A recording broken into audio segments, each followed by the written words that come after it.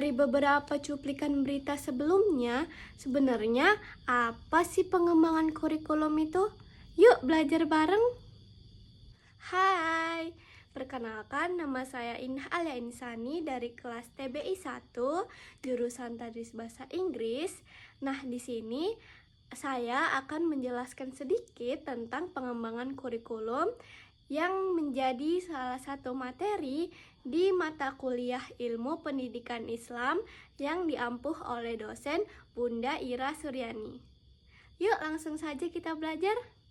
Pengembangan kurikulum pendidikan Islam adalah proses sistematis untuk merancang, menyusun, melaksanakan, dan mengevaluasi kurikulum yang bertujuan membentuk peserta didik yang beriman, berilmu, dan berakhlak mulia sesuai nilai-nilai Islam dan kebutuhan zaman. Kurikulum pendidikan Islam tidak hanya memuat aspek kognitif, tetapi juga afektif dan psikomotorik, sehingga peserta didik mampu menginternalisasi ajaran agama dalam kehidupan sehari-hari.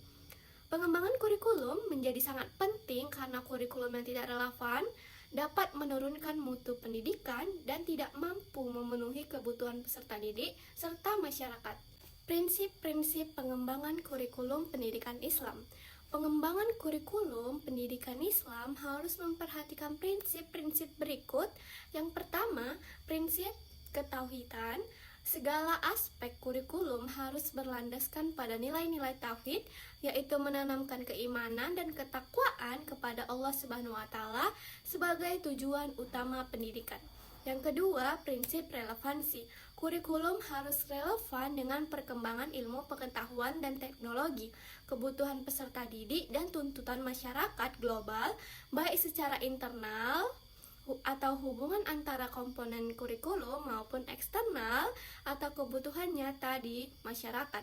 Dan yang ketiga adalah prinsip fleksibilitas. Kurikulum harus mampu menyesuaikan diri dengan perubahan zaman, kebutuhan lokal, dan perkembangan peserta didik, sehingga tidak kaku dalam pelaksanaannya. Selanjutnya ada tahapan pengembangan kurikulum pendidikan Islam. Pengembangan kurikulum pendidikan Islam umumnya mengikuti tahapan-tahapan berikut. Yang pertama, analisis kebutuhan, mengidentifikasi kebutuhan peserta didik, masyarakat, perkembangan ilmu pengetahuan, dan tuntutan zaman sebagai dasar penyusunan kurikulum. Yang kedua, perumusan tujuan, menetapkan tujuan pendidikan yang spesifik, jelas, dan sesuai dengan visi misi lembaga serta kebutuhan peserta didik.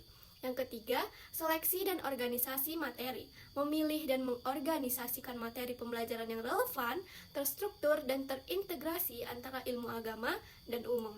Yang keempat, seleksi dan organisasi metode, menentukan metode pembelajaran yang efektif, inovatif, dan sesuai dengan karakteristik materi serta peserta didik.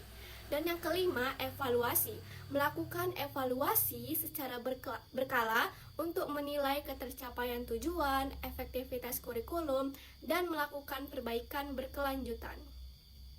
Nah, sekian dari penjelasan saya. Semoga penjelasan ini dapat membantu kalian memahami tentang pengembangan kurikulum. Sampai jumpa di video selanjutnya. Bye!